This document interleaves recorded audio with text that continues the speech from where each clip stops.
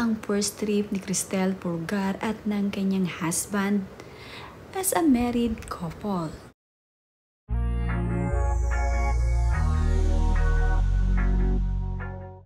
Nagbahagi naman nga ng cute na video itong si Cristel Pulgar sa kanyang social media.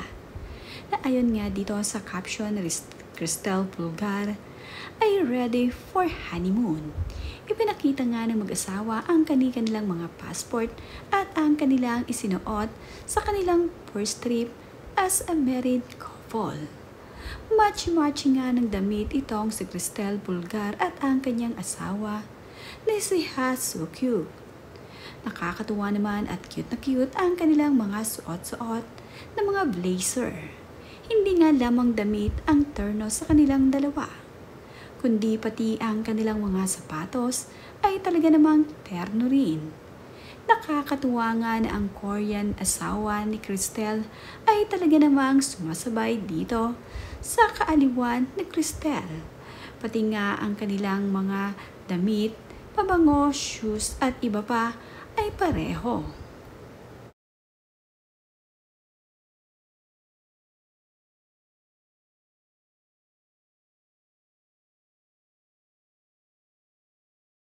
Pati nga ang gamit-gamit na pabango ni Cristel Pulgar at ng kanyang asawa ay iisa. Pareho nga nilang gusto ang scent na ito, kaya naman share na nga lamang itong si Cristel at ang kanyang asawa sa perfume. Nilagyan nga ni Cristel ng pabango itong kanyang husband. At pati naman itong si Ha Soo-kyuk ay nilagyan din ng pabango itong si Cristel Pulgar at talaga namang hanggang sa likuran ng batok nito ay nilalagyan niya ang kanyang asawa upang maging mabango nga naman itong si Cristel sa kanilang biyahe.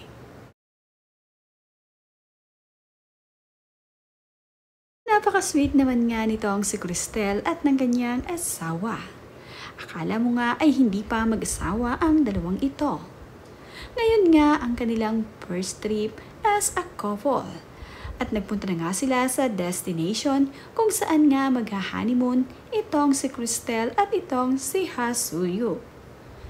Napakasaya nga ni Cristel. At pagkatapos nga ng kanilang honeymoon, ay sa Korea na nga raw maninirahan itong si Cristel at doon nga niya napili.